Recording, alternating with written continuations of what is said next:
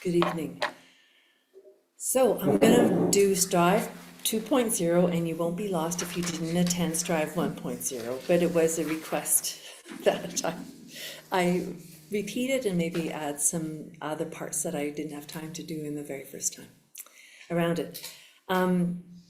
Strive is a project that began in the medical school with a medical student who was an army nurse who wondered why medical education didn't offer any stress reduction resiliency training to medical trainees. And so that's where we incorporated this from the militaries, the Road to Mental Readiness, their program. They have the Big 4+, and they run a program, and they talk about the mental health continuum, which I'm going to go into. So I would like to just tell you a little bit about how I should probably just explain a bit more. So yes, I do teach at the medical school, and I have taught since 1988, so I'm pretty much one of the oldest teachers there. And I still teach communication. Pardon me? Seasoned teacher. I'm a seasoned teacher. And I've been a faculty advisor, and I did see a lot of burnout, a lot of very stressed out students, and I saw a lot of unprofessional behavior because of this. And so when I met Stephanie and we put it all together, it was like we needed to give people some tools, some practical tools. And so the military, having devised this for obviously people serving the military, it's been utilized by first responders. And then with Stephanie, we developed this program and we offered it to medical students, and we did a research project on it that we published. And then we took it to residents, and we've done it for a number of different resident programs. We took it to the Canadian Physician Health Conference and ran a workshop there.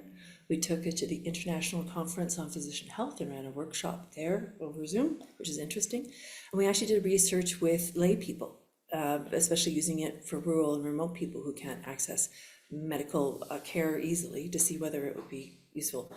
So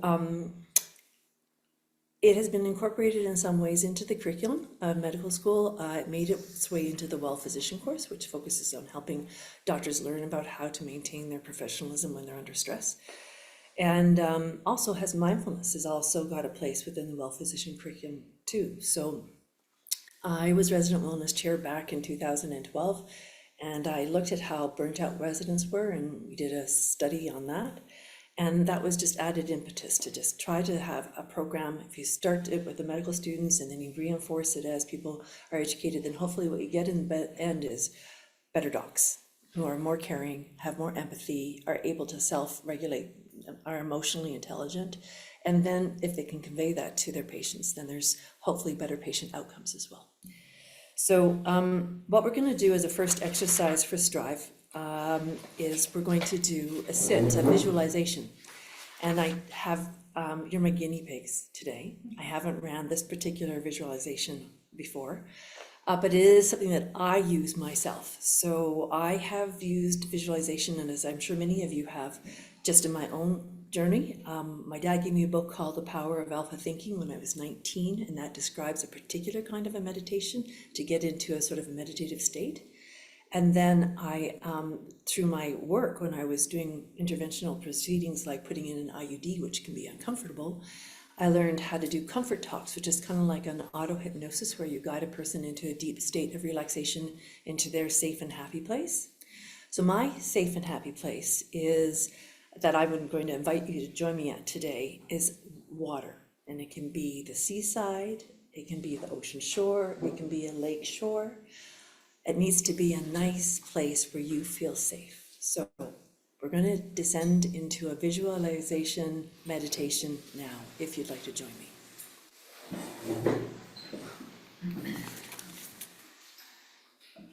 So get into a comfortable position in your chair. Close your eyes and relax. Take a few slow, deep breaths.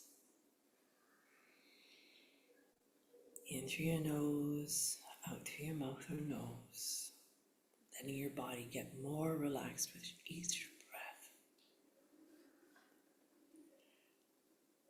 Let the chair fully support your body as you continue to breathe and relax.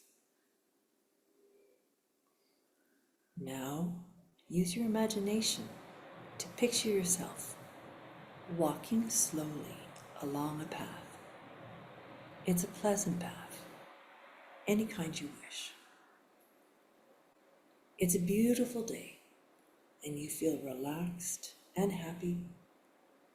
You can feel the warmth and energy of the sunlight on your skin. The path leads you through some trees, and you can hear the birds overhead. You can smell the lushness of the forest.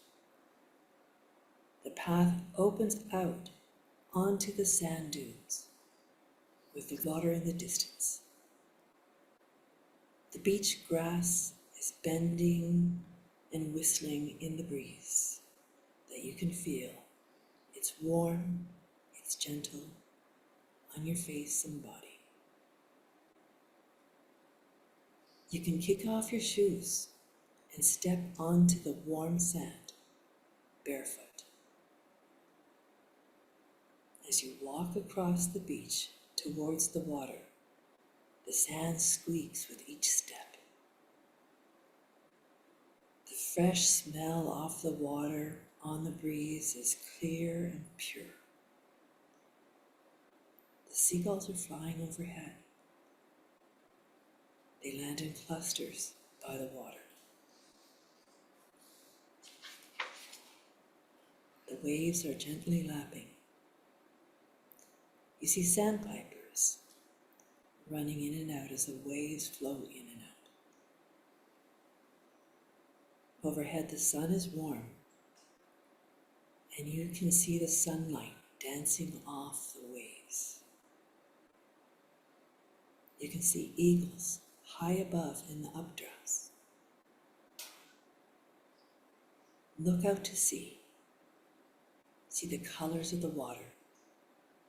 They go from brown to a greeny blue to a deep, dark marine blue, where the sky meets the water. Small waves are rolling and breaking in towards you. And people are playing in the waves way down the beach. It's calming and relaxing. You come and stand at the water's edge, and you have your bare feet in the shallow ebb and flow of the waves. Feel the water. It is cool and gentle.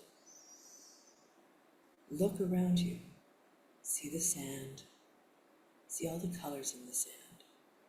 The pebbles, the twigs, the shells.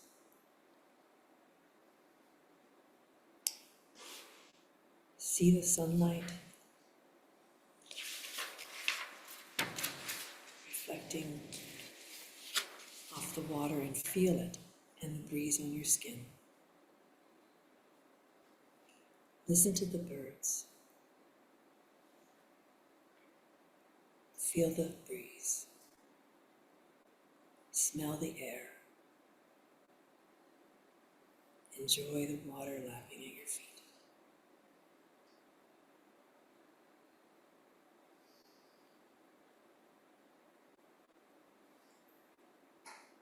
When you are ready,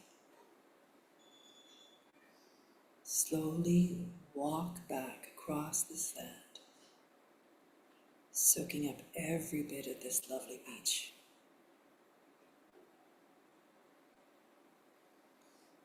Slip on your shoes and return to the path that brought you here. Walk back up the path to the here and now. Walk through the forest to the place you started.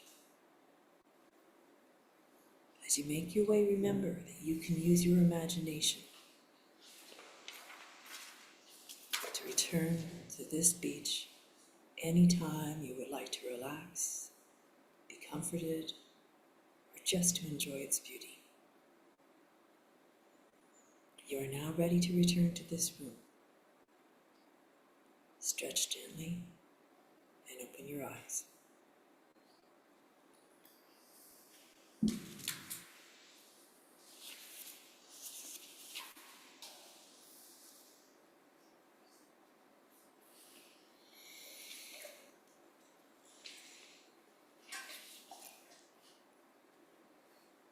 are you feeling now? It was very nice.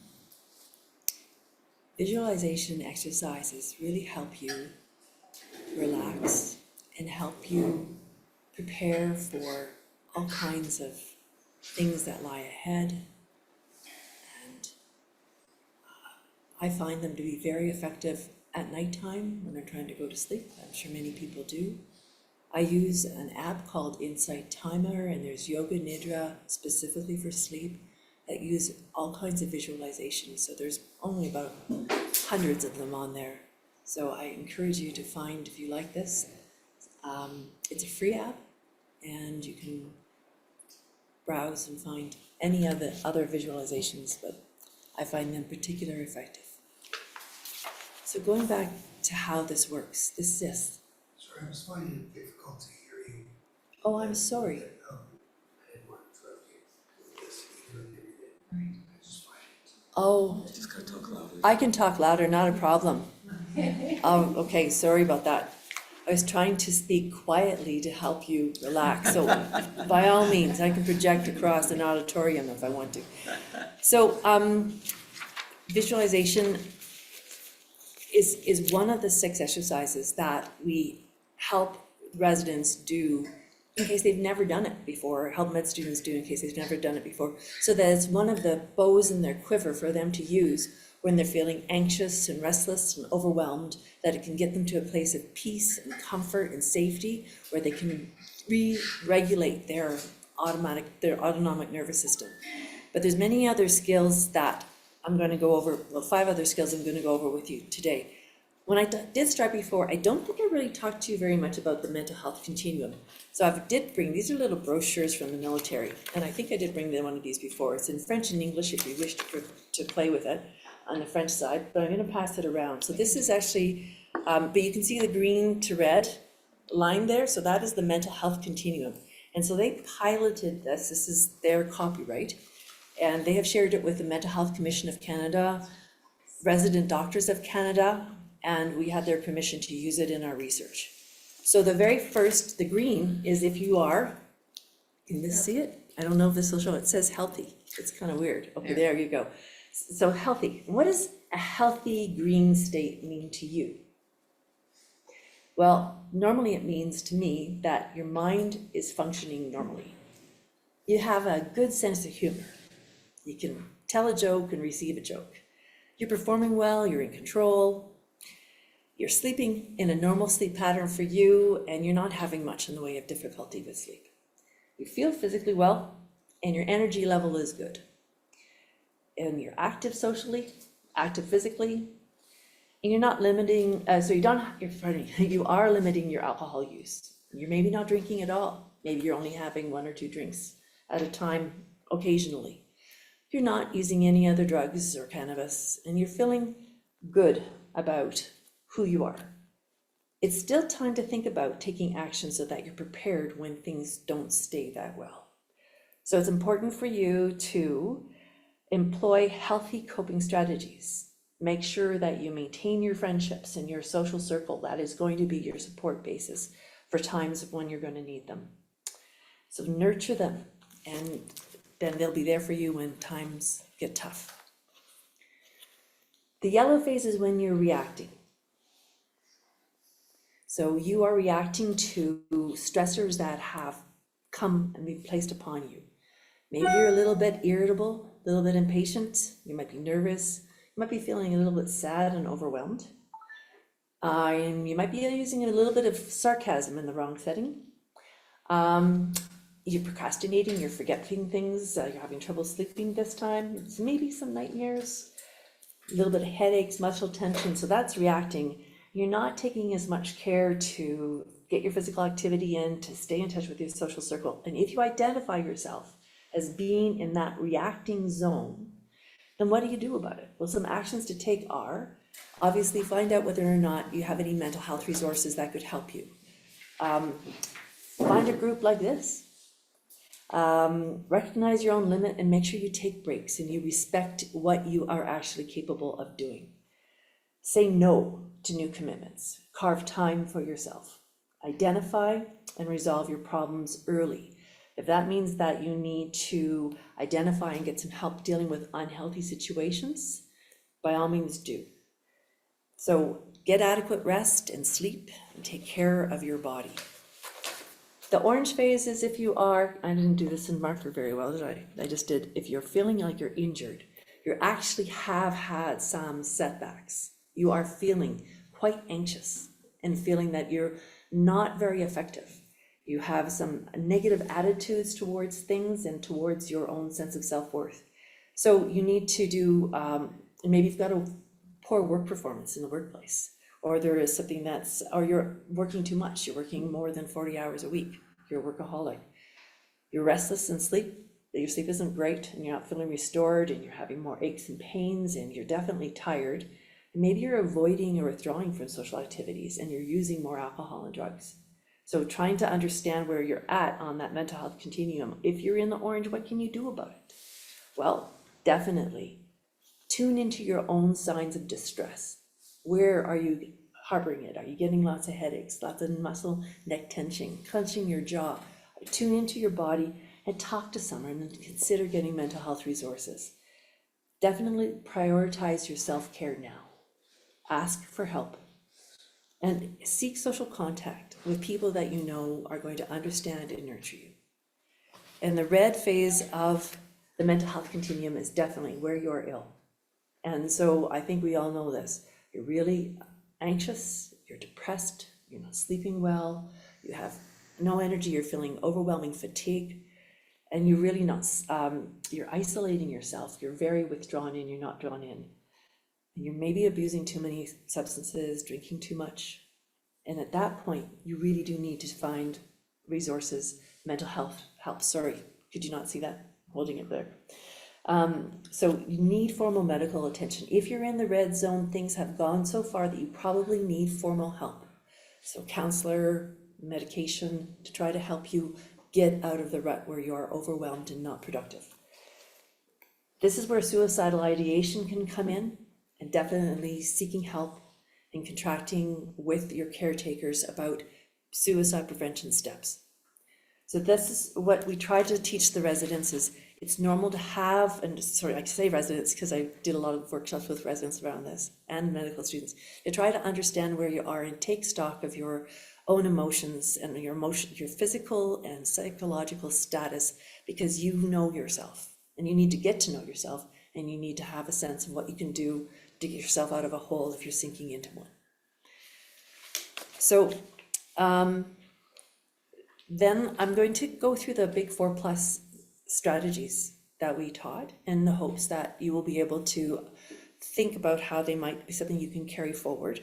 We're going to practice several of them. I'm going to debrief and check in after the practices that we do down the road.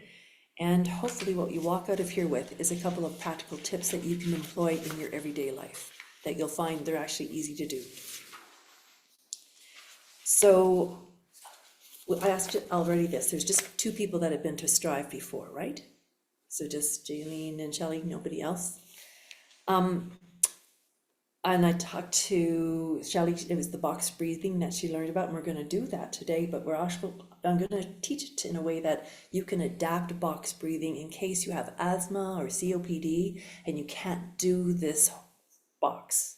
So you can adapt it so that you can do it. So that's the next exercise that we're going to drop into now. Is the box breathing. Box breathing is used for arousal reduction. So if you sense yourself that you're really uptight and wired and you're not thinking clearly and you know you need to take a timeout, box breathing is something that you can do, and when you're skilled at it, you can actually just employ a couple of breath cycles, and it will help settle your autonomic nervous system and drop you out of where your sympathetic is telling you, I'm going to fly, I've got to run, I'm going to take, or else I'm going to fight. So fight or flight response is the sympathetic response. By taking these deep breaths and slowing your breath and drawing deep into your diaphragm, that stimulates that brake on your nervous system to help slow down your heart rate, help drop your adrenaline, help you calm down. So it's also known as tactical breathing.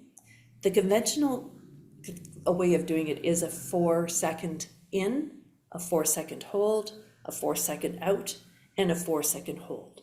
So that can be difficult to do.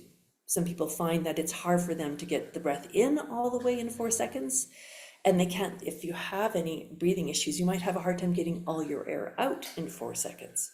So an alternative is breathe in as deeply as you can in that 4 seconds. If that's enough, stop and hold. If you still need to keep on breathing in, then keep on breathing in for another 1 or 2 seconds.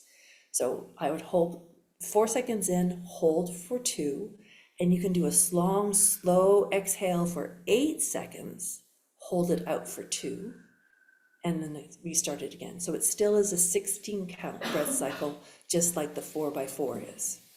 So I'm going to invite you to choose whichever cycle you feel you want to. I'll be counting the 4x4, but if you would like to do the 4, hold, exhale slowly for 8 on your own, hold for 2, and then you'll rejoin me with an inhale. So we should be able to do it.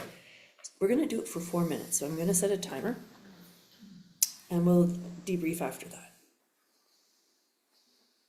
So if you could get into whatever comfortable position you want to get into, and your eyes can be open or closed, however you feel.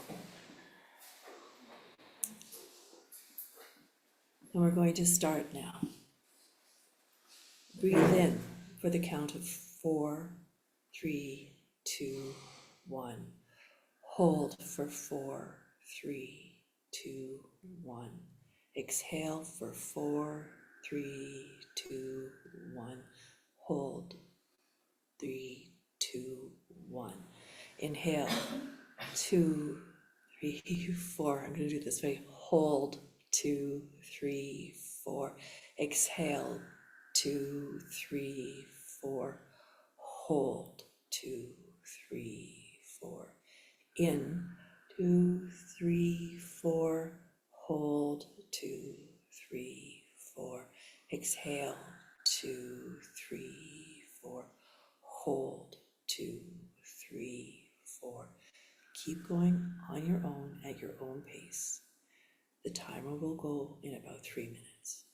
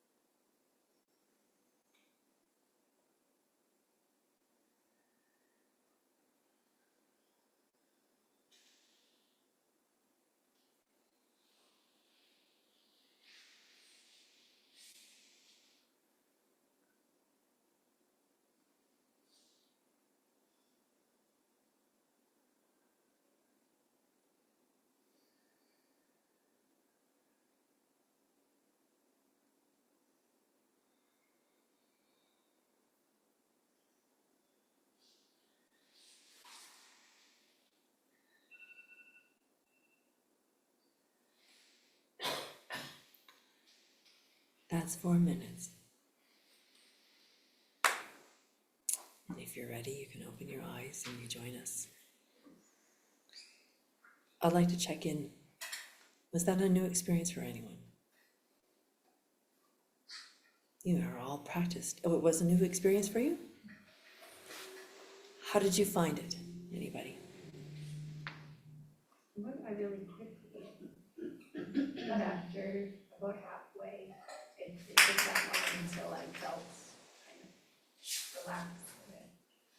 So it went by quickly, but it took about halfway through before you felt relaxed in it. Yeah, and 4 minutes I felt like was a better amount of time than what I normally do, which is I think too short, because I could feel a change after halfway.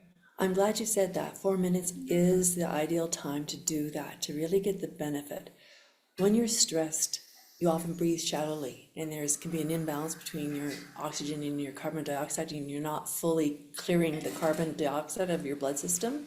So it takes a while for your breathing to rebalance that and make sure that the balance is correct and your autonomic system is kicked in with that deep breath and stimulating your diaphragm and getting that system engaged. It takes time. What other insights did you have? I saw another hand. Yes. By all means. I'm sorry. Yes. Yes. For me, it was the opposite. At first, I'm so relaxed, and then halfway, I'm like my mind started working, like go away. So I was like, oh, are we done yet? Because I want to be relaxed, but my mind is getting in the way. You wanted to be relaxed, but your mind was getting in the way. Well, with practice, maybe you'll be able to know what the 4 minutes is. And maybe for you, you start with 3 minutes and work your way longer. Any other feedback? Yes, I found it very soothing. you found it very soothing. Soothing, like the structure. Mm-hmm. Yeah. The rhythm to it. Mm-hmm. And soothing. Yes, you wanted to, yes. I have always struggled with box breathing because the bottom pause for 4 seconds, I get panicky.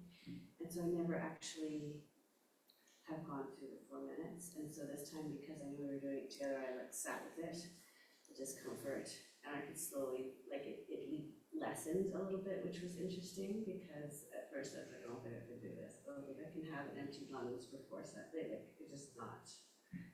So the more you do it, I felt myself relax into it a little bit. I have felt that panicky feeling as well when I first did it. And so I understand that holding it out with your empty lungs, you're thinking, am I going to be able to breathe back in? My lungs going to collapse. Fortunately, I don't think it's happened to anybody.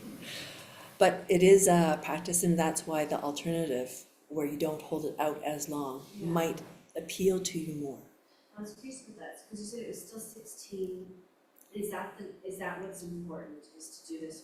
What is the mechanism? I guess It's the long, slow exhale and the hold out. It really moves your diaphragm up and down. So that really deep, it's the movement of your diaphragm that stimulates your vagus nerve and your autonomic nervous system. So as long as you're doing the deep breath and the hold, getting your diaphragm down as much as you can, and then pushing it up and holding as much as you can, that seems to be the trick. So the deep breath and the deep breath. Yeah. Yes. For me, it was because I've been practicing with another breathing technique. So my mind wanted to go back to that technique.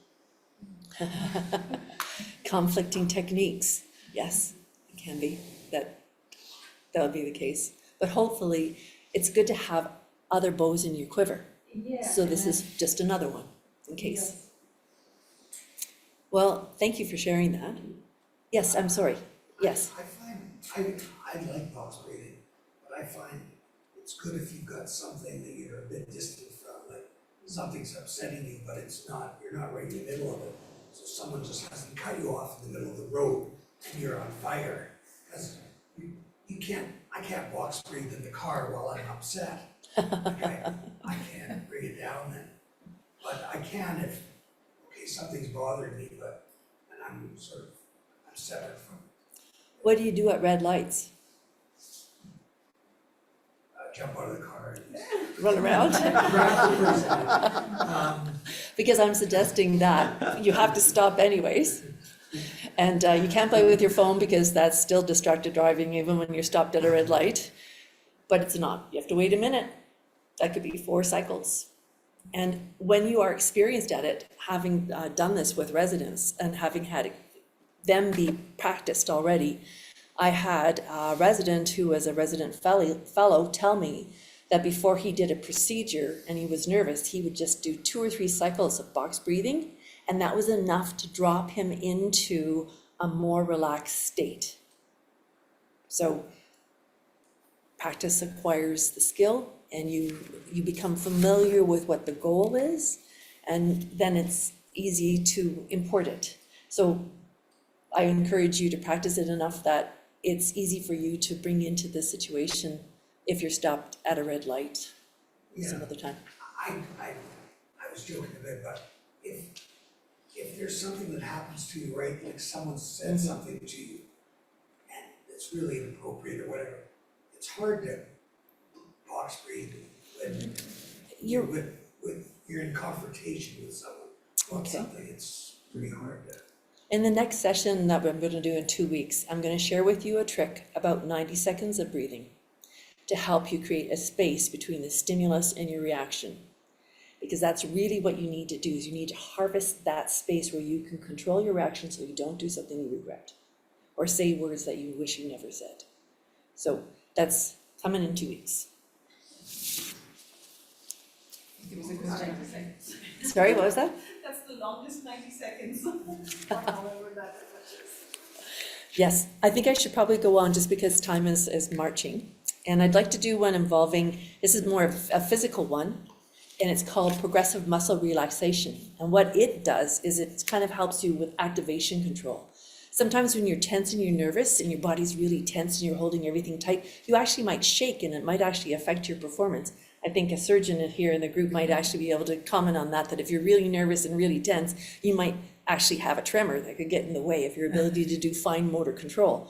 So we're gonna do a progressive muscle relaxation exercise right now. And it's something that you can do right in your chair. It's only gonna take us about 2 minutes to do it. So the steps to do this are, you're sitting still someplace. I suppose you could do it standing, but I wouldn't really want, I think sitting is a good place to practice. Or you can do it lying down in your bed. First, you're gonna screw up your face and hold it screwed up for 5 to 10 seconds. So I'm gonna go for 5. So screw it up really tight for 1, 2, 3, 4, 5, and relax. Take a breath in and sigh. Now we're gonna do our arms. I want you to hold your arms out. Tense your fists, tense your thumbs in, tense your elbows, tense your shoulders, and hold your arms tensed in that position for 5, 4, 3, 2, 1, and relax. Take a breath in and sigh. And now I want you to do it with your shoulders and your chest. Tense your shoulders up, tense your chest down. Hold it and squeeze it for 5, 4, 3, 2, 1, and relax. Now, figure out how you're gonna do it with your legs. You're gonna hold your legs up straight. You don't want to kick anything or lift your legs off your seat. Tense your toes up towards your knees. Hold your knees flexed, hold your hips flexed, and hold them tense as you can be for 5, 4, 3, 2, 1, and relax.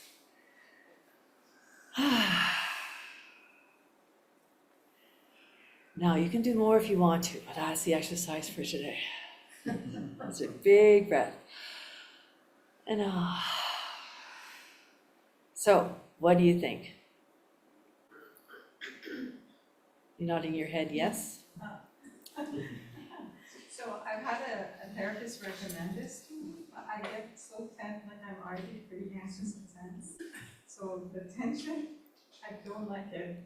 It's not The tension when you're already anxious makes you more anxious. Yeah, And the relaxation doesn't help you blow it away. it's not long enough, because I know there's more, another tension coming right now. Ah. So what about if it was, and you can find these online, guided progressive muscle relaxation where you start at your toes and you work your way up your body.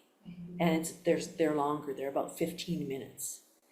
And so that's an exercise I've done in the past, but it just takes a lot longer to work through your small muscles all the way up. Helpful, thank you. Mhm. Anything else? You have to be careful where you do it, because if you scrunch up your face, people are going to wonder what you're thinking, what's going on. But you can employ this skill, again, in your car. You could use it in an elevator to some extent. You could use it lots of places where you have a bit of privacy to be able to tense and relax and breathe. So it's a portable skill. Wherever you are, you probably can find a place that you could employ this. And because it resets your body, it helps you understand what it feels to be tensed and what it feels to be relaxed, so that you'll be able to gauge the tension in your body. And you'll be able to say, I'm holding everything really tight. I can feel the tension in my shoulders. I can feel the tension in my back. So now I need to do some deliberate tension and relaxation. So that's one of the skills that we like to teach. It is almost 7:45, and I would like to invite us to take a little tea break and stand up and move around and say hi to each other. The tea is in the back room there. We'll pause the recording for 10 minutes and we'll be back. The bathrooms are at the back if you need them, so. We'll ding the dingers when it's about 9 minutes. How's Okay. that? It's too bad for you, because you can't have any tea and chocolate, but we're just coming back from having had a little break.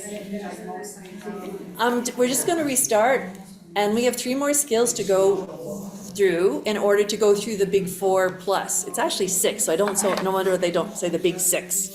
But, sorry, I'm just hoping we can get this conversation going here. Pardon. So we've done 3 of the exercises. We did the visualization to start, we've done the box breathing, and we've done the progressive muscle relaxation. So we have 3 more to do. The next one that is kind of an interesting one, because I'm going to ask you to think about creating a goal. When you are in a stressful environment, and there's sometimes a very overwhelming task ahead of you, you have to break that task down into individual pieces and have an idea of what you can accomplish or your goal for those pieces, as well as a sense of your overarching goal. And so what we would teach is how to set yourself SMART goals. Now, does anybody know this acronym SMART? S-M-A-R-T, SMART goals? Okay, so I'm teaching the team. What does S stand for? Specific. You got it. What does M stand for? Measurable. And A stands for? Attainable. And I did. And R stands for? Realistic.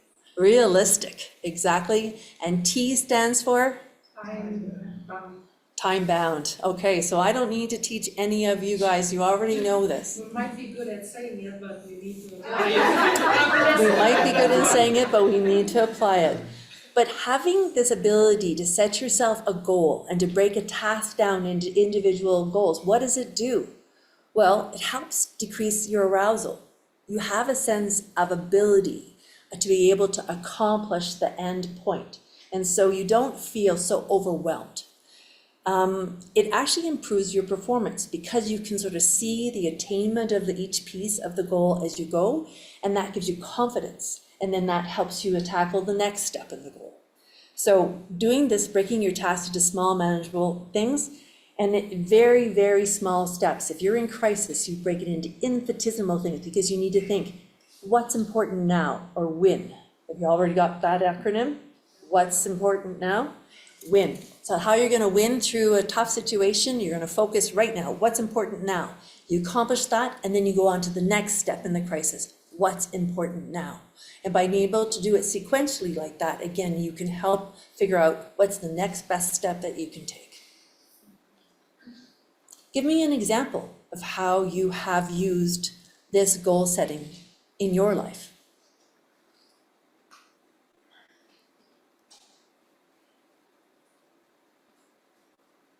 Required goal setting at work using the SMART system. Required goal setting at work using the SMART system. Yeah. You want to give us an example, or is it too specific? I'm too specific things, so. Okay. I shouldn't let you off the hook that easy. Does anybody have an example that they'd like to share? No, again, work related with that, like, we talk small things at work. Again, work related. Work related. Uh-huh. I like the what's important now, like I think I've used that in my personal life, because, you know, it's difficult when you have 12 things, but if you think about what's the priority, that's easy. And then you feel a sense of achievement once you've done it, rather than thinking about all of it. So I'm going to summarize for the sake of the recording. You like the what's important now because it's realistic, and it's helps you give a sense of achievement because you've been able to attain that goal and apply, figure out what the next step is. Okay? Anybody else? It helps you focus, like she said, like choosing one priority instead of getting potentially drawn in multiple directions all at once, which isn't productive. So what's important now helps you prioritize, and so that you can figure out what's needed now, so you're not distracted by what you can defer to a next later. Okay. So that's great. So that's one of the keys that we try to help people have, is how to apply that kind of goal setting. What about positive self-talk? Getting a lot of head nodding in the audience. So that's a cognitive behavioral therapy kind of based thing. And is anybody here a therapist? Or teach CBT to anybody? No. I have done some CBT training through my work, working with a psychologist to use it with my patients to help them be able to work. Because what we all tend to have a myriad of thoughts swirling through our head, and many of them are negative. And we have to be able to offset the negativity, the things that are self-defeating thoughts, like, I can't do it, I'm not strong enough, they're not going to pick me, I'm not capable. All of those sort of negative thoughts can actually defeat our ability to do what we truly are capable of. So we need to become aware of that mental narrative. And we need to challenge it, because if we think it, it doesn't mean that it's true, right? So then that negative self-talk, it impacts your performance, it's not helpful, and unfortunately it can be a self-fulfilling prophecy, so that if you don't take that step, then you won't succeed because you didn't take that step. So you have to learn to challenge the negative thinking, and that's where the cognitive strategies of CBT come through. You have to identify the thoughts and how they feel and how they influence your behavior, and you need to challenge them. What's the evidence that supports or doesn't support my thinking? Well, I'm not sure I can do it now, but I remember something similar. I did it last month. I can probably get through this and try it and see if I can do it. How about a performance? Anybody have any sort of super stage fright about their ability? Mary says yes. That and that almost that they don't want to do it again, and that they overcome it and they do it. I certainly hope so. It's playing music in public. Playing- Speaking's no problem, but playing a musical instrument in public. I can identify playing the musical instrument in public. I had to do that one time on national television. I was sweating bullets. Oh, yeah. And I was so nervous, but I got into a zone. I said, I can do it. I've practiced this enough times, and I did it without any missteps. Never want to do that again in my life, but breaking it in. So I know though that because I did that one time, if I had to play piano again, I could. And maybe I'll mess it up a bit, but I'll get through in the end. So going by what you've actually achieved in the past, and what's the certainty that your negative thoughts are right? Well, no, because they're just thoughts. They're not necessarily certain. There's no proof. So you need to challenge the negative thoughts and pick up on your past successes and apply them to your thinking positively about what you're capable of doing. Don't underestimate yourself. In a crisis, people are capable of doing fantastic things. And preparing your mind for that by recognizing the negative thoughts and saying to yourself, yes, I have the skills. Yes, I have the training. Yes, I have the experience.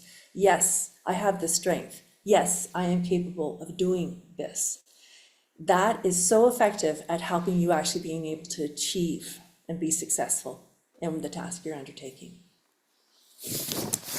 So, any other suggestions? What have you used as a positive self-talk to help you deal with setbacks or times where you're not sure you can do something?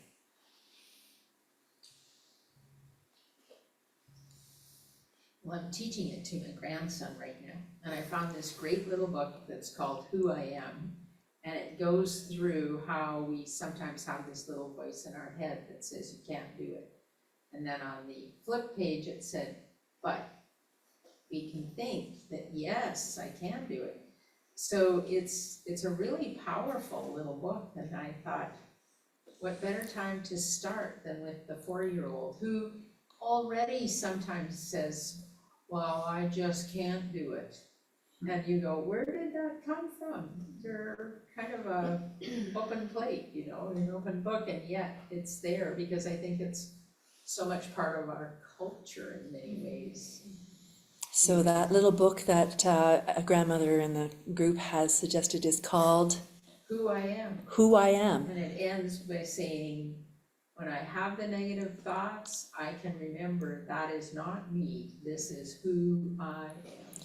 And it says, when I have the negative thoughts, that is not me. I can remember who I am. Yeah. What a great thing to teach a child. There was also a storybook called Little Engine That Could. Similar. Yeah. But is there any other catchphrases that you find yourself saying to yourself, saying in the mirror, or saying, you know, as you get yourself ready to go into your office to face a stressful day? Yes.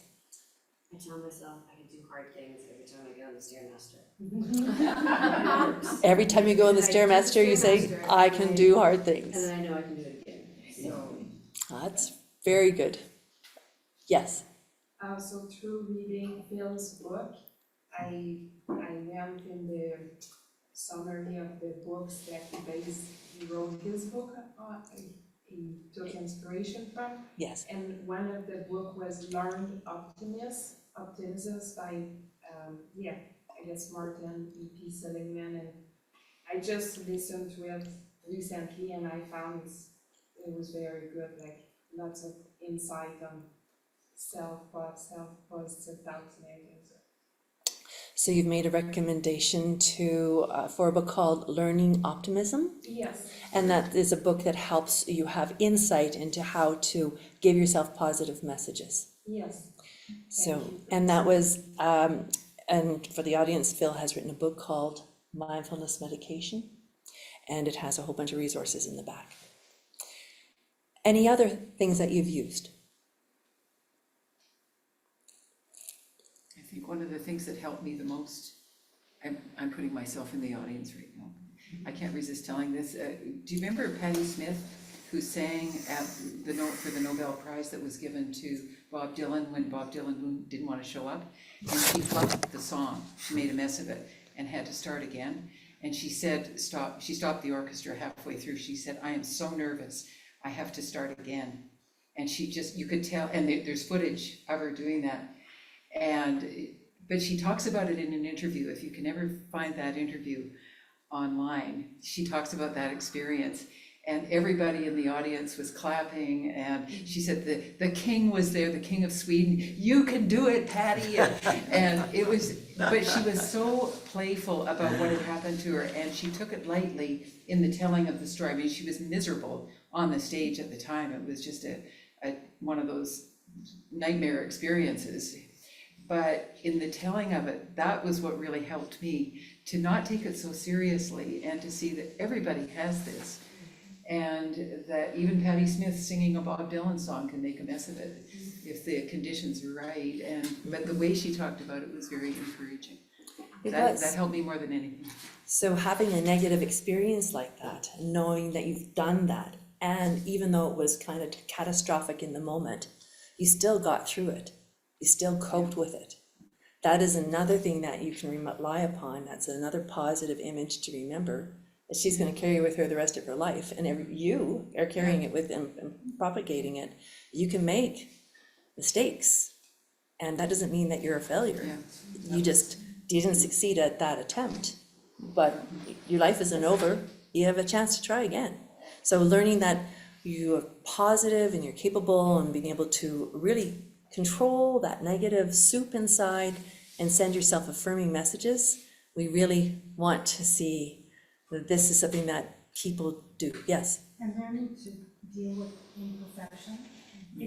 I'm not going to be perfect at this, but I'll do my best. I'm not going to be perfect. Learning to deal with imperfection. I'm not going to be perfect at this, but I will do my best. Yes. That's how, and that goes along my pet phrase is, it's good enough. Yeah. Because I can be a little bit obsessive compulsive and be that finicky person, but learning it's when to draw the line. I find what helps me is, and this is a little bit more sort of deeper psychological approach, who's really talking to us right now? It's our inner woundedness that's always talking to us. It's our wounded inner child that's saying, this is terrible, this is bad, I can't do it. It really isn't our adult, it's our child living through us. So sometimes I say to myself, when my mind starts to decide that it wants to criticize and judge me, I address my child. And I give positive talk to my child. And I simply say, my dear child, you are safe, you are loved, and you are worthy. Your self-value and worth is not dependent on the approval and acknowledgement of other. And in that time, I bring a visualization to it. I have a real specific memory of being 5 years old and really being impacted by what my mother had said to me. And I can see and I can feel and I can think what my child did when I was 5 years old. And I can bring that image to mind that allows that to touch my heart, that allows me to offer compassion to the woundedness. So that's a way I offer positive self-talk, is to address my woundedness. Been carrying that a long time, Phil. You want to know something?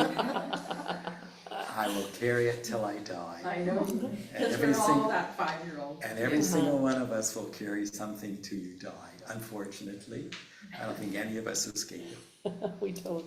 So having, addressing our inner child and that inner wounded child, and giving affirmative messages to that child of forgiveness and acceptance and empathy and precious.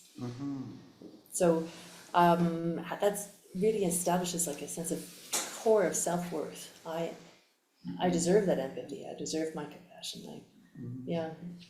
So I think that there's other things I'd like. Sometimes also drawing on that, the more psychological message, trying to also tell yourself, I am calm, I am prepared, I am ready. Those sorts of issues, messages I find of simple, strong, 1 or 2 words that help. We've already, the last exercise of the 6, we're not wrapping to an end very soon, is the sort of attention control. Because it's important to be able, I think I left that page at home. You're in a situation and it's a stressful situation, and you need to be able to use your ability to focus your attention in the here and now, immediately, what's in front of you, the 1 or 2 things that you can control.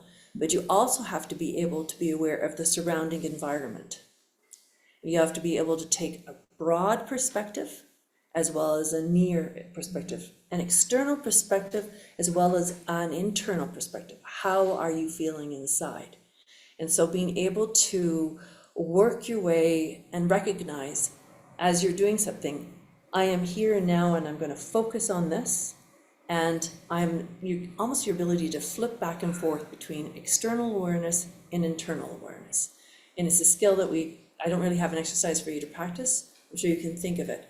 I think of it as a surgeon in the OR, where you have to be aware of the vessel in front of you, but you also have to be aware of what the anesthetist is saying at the head of the bed about how the patient is doing, or what you can think about this, like you're in a soup, you're in an environment, but right in front of you is just one or two things.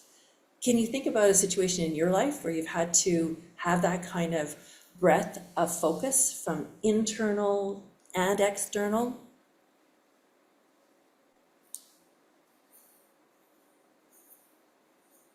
I stole yours.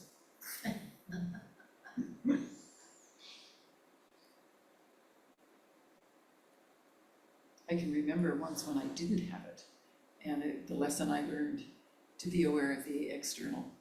And that was a patient had passed away at home, and I was removing a needle. And I was focused on just getting the job done, but I wasn't aware of all the factors around me, the weeping family, the fact that, he was obese, and that's what I was trying to get in so I could get the needle out under a lot of flesh.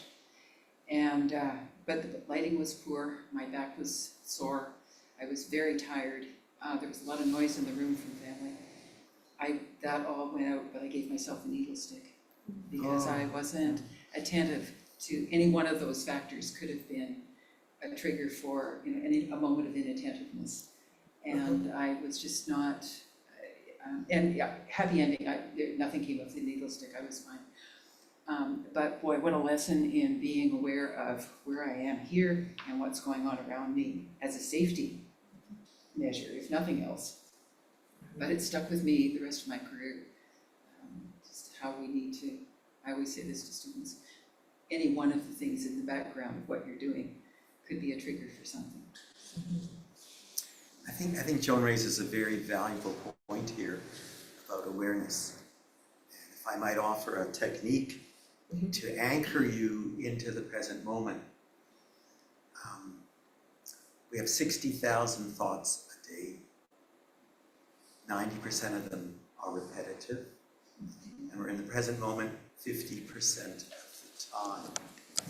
And the biggest problem is that we get upset and we get angry, but we just are upset and angry, and we don't know that we are upset or angry. We don't know what we know. It's called meta-awareness. And so a really valuable technique to anchor you into the moment is to label what you are feeling. And not to say, I am sad, because that personifies the sense of self. But a really valuable technique is to say, in the moment, knowing sadness, knowing anger. So by saying it as knowing, you have had to step out of the experience and be the observer. And what this does is it makes you aware of what's going on, and it allows you to step back, distance, and not own it as much. So when you get upset, is say to yourself, knowing sadness. And you're not owning it, you're observing it. So just a technique that can be of value to help stabilize the emotional upset. I'm not going to summarize that because I already caught you on camera. I don't need to summarize that because he spoke to the computer. So you say that's different, knowing sadness versus I am sad? Yeah. Mm-hmm. That's Because as soon as you say I, and this is, we won't get in, we've talked about this before, but this is not the place to do it, but the main reason we suffer is because we have a sense of self that we identify with. We construct it. And so by saying knowing, that's a verb. As opposed to I, it's a noun. So you're observing, it's a process of knowing. And that's why it allows you to be more observant of what's happening. So it can help. Do you have anything more pertinent to what I was talking about? I'll turn it over to Phil. No. Did you have a question for me? Well, I was just gonna say, so I volunteer at the Foothills Hospital once a week with seniors. So I visit, it's called the health program in hospital elder life, and so I visit with seniors every week, and it's been a very good practice for me because to be aware and mindful, especially like with no experience in a hospital setting before, so I really have to keep up with that, and yeah, I can see now that I'm improving and I'm getting more, better at it, but it's very good practice. So your experience working in volunteering in the hospital helps you be able to practice this, control, attention control. Being with people, but being in this environment and getting adapted to the complexity of the situation. Yes. Got it, thank you. Is there anything else? So a Canadian winter storm, you're driving, and you're in the middle of a blizzard, but you gotta keep going. It requires that you stay focused on the road, don't worry about the bigger picture. The bigger picture is going swirling around you, but you just keep moving forward, keeping your eye on the shoulder, making sure that you don't lose that. That's a great example, driving in a Canadian winter storm and needing to use all kinds of attention control so you can navigate it safely. So there's lots of real life conditions, so thank you for that, for taking it out. So we've gone through the 6 that are the skills that I wanted to make sure we cover today. We did the box breathing, or the adaptations, we did goal setting, which you blew me away because you've all done it before. We talked about, I walked you through the visualization exercise at the beginning, and I actually didn't check in very much on that. I'd love some feedback. I just had to sort of think of my mind. I was looking for something, if somebody done, so I could just read it or copy it. So I had to create that myself. So any help on tweaking it to make it be a better meditation, should I use it down the road, I'd appreciate. But do you have any feedback about, so I'll go, and so let me go finish. The self-talk we've talked about, the attention control, and the progressive muscle relaxation. So we've covered the 6, and I'd be happy to answer any questions that you have now, and it's 8:15, so you're welcome to ask questions, and we'll wrap up. We have 15 minutes before we wrap up, so if there's anything that you'd like to talk about, it's... We talked about negative thinking before, and for me, something really profound is someone says something to you, and you remember it for life. So a grade 11 math teacher told me, basically you suck at math, you shouldn't do this anymore. Yeah. So almost out of spite, I got a commerce degree and majored in finance. Oh, good. But I mean, and then became a stockbroker, Negative stuff. So I mean, but that really hurt me, and it bothers me to this day. I mean, it's many years ago, but I don't know how you not take that and own that for so long. That's probably I bet you somebody could help you get over that. Honestly, seriously, I bet you somebody, because that's a traumatic event in your life, and it's pretty deep-seated. And How many years ago was that? yeah, grade 11. Yeah, I What feel is it? for you. What has it taught you, that Yeah. memory? Well, it for sure tells me that words are powerful, and to be careful of what you say to people, because it can really go into the, something that you think might not even hurt someone, could stay with them for, a long time. I mean, I've led a good life, so it's not, but I still remember things like that. And I wonder, so when you go into visualizations, and sometimes I float off, and this gentleman would say, I don't know if it was this gentleman, but you sometimes you float off and you're not even in your visualization anymore. You float it off into something else. It's completely not related to, If at first you don't succeed with a visualization, just find something else and try again, because usually it's the moment, it's the voice, it's the background, one thing will work better than another. But your point was that sometimes that negative thought is something that is part of your identity that you've carried with you for a long time. And it takes, that might be something that is really hard to overcome. And it could be a real source of a personal journey to try to blow that away and eradicate that from your self-perception. And having had things like that in my life too, and having had professional help to adapt, to get past them, I can only say that if anybody's harboring something like that, and it really is something that's a deep wound that keeps on surfacing again and again, talking to somebody professionally about it and getting help dealing with it and putting that ghost to rest, I don't think there's anything else but to do that. So Joan, could you address this?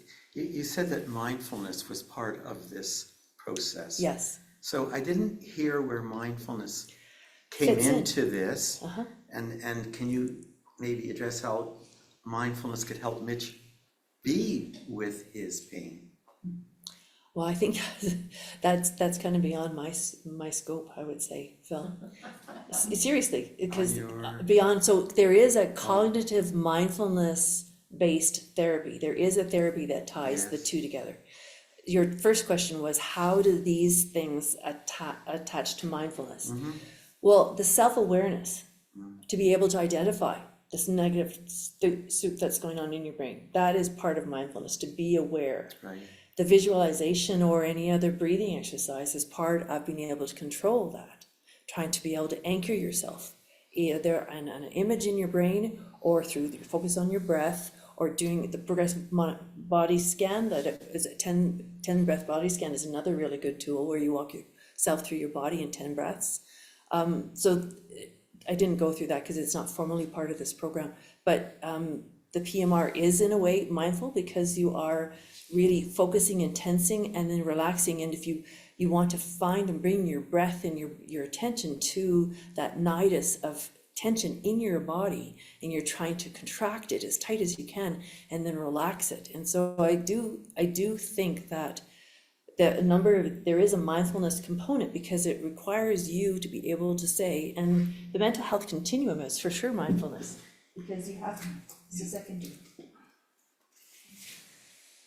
to be able to say, where are you in the spectrum?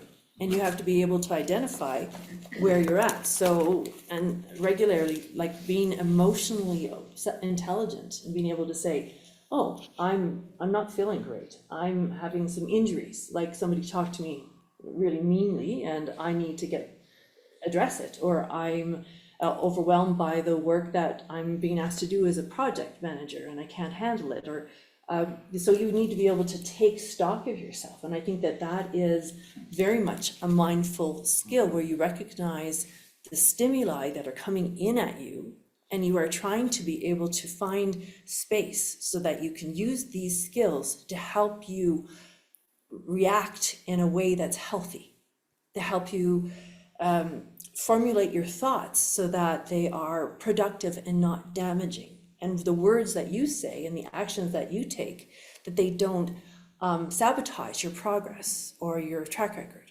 So I do think that this is integrated very much with mindfulness, because of the tapping into awareness on many levels: physical, social, mental, psychological. Where are you at, and what can I do to make it better? So to Phil's earlier comment, rather than saying, I am overwhelmed, I am stressed, is it better to say knowing stress, knowing overwhelming responsibilities? Just curious. I think it can work in many different ways. You have to find the language that works the best for you, that creates distance.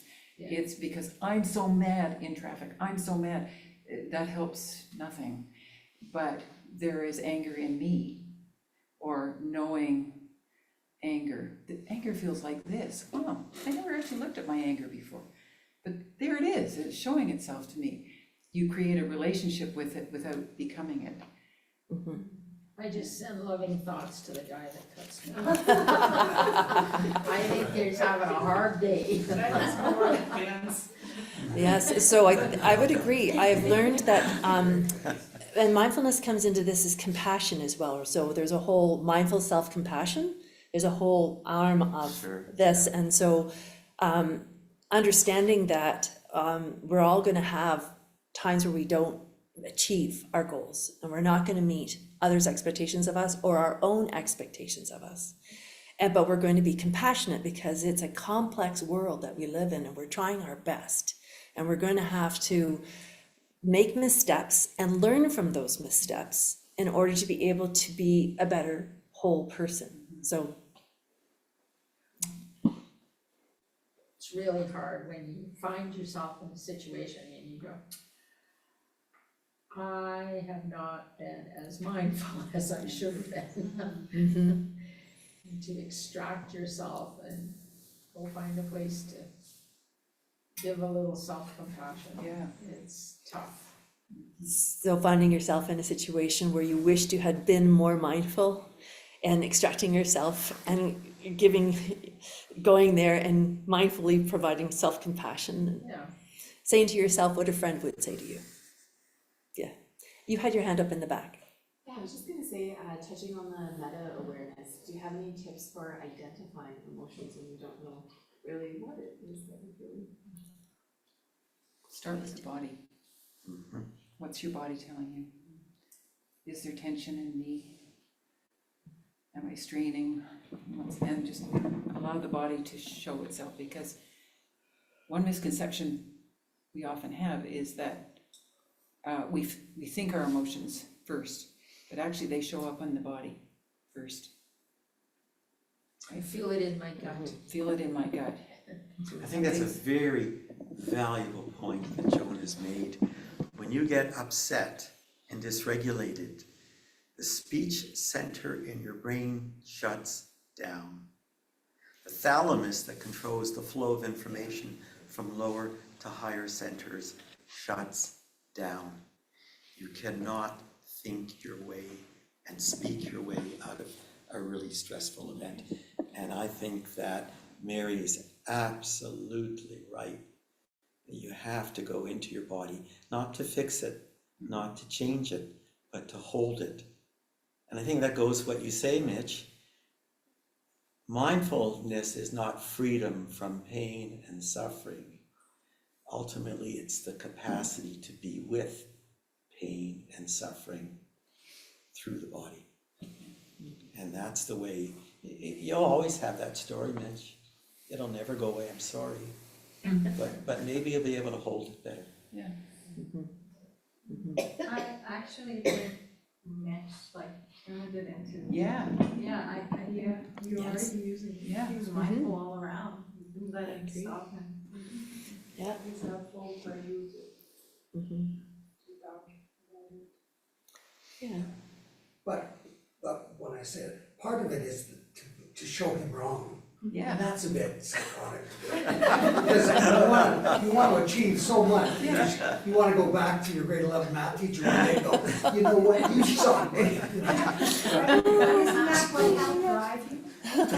Isn't that what helped drive you through your course and? Yeah, yes. Yeah, but it could kill a kid too, like it could take away their inspiration. Yeah. You go, oh, Yes, yeah, that's I'm right. done with math, I can't do this. That's why reframing stuff for ourselves is really important. I think it's the story you choose to tell yourself around that. You could say, oh, I took that on as really negative and I turned it into spite, and you know, just you can frame it that way, or you could look back on it at this point and say like, oh, that turned into a really powerful positive driver for my life, and look where it landed me at the end of it all. So even though it may have started out as like anger and upset around it, it ended up being a really positive, good thing, and so maybe it's a bit of both. Yeah, and that's easier to live with. And somebody told me one time, remember that other person is sleeping well at night.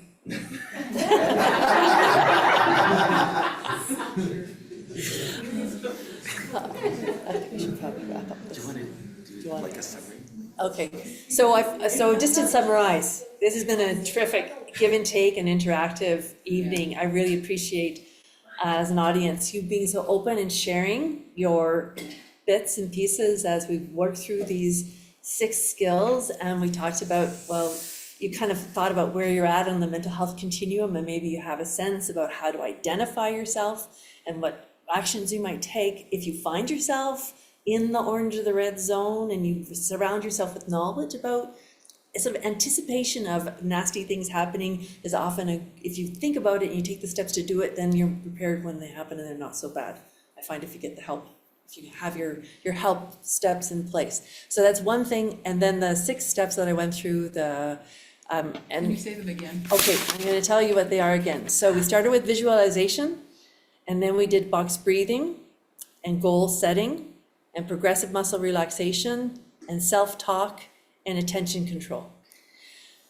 And those are just some of the bows that I hope you all have in your quiver, ready for when you run into stressful environments, so that you can enhance your ability to be resilient and survive them intact, and live a long, healthy life with good stress reduction skills. Thank you. Thank you. Thank you to Phil, thanks to Mary.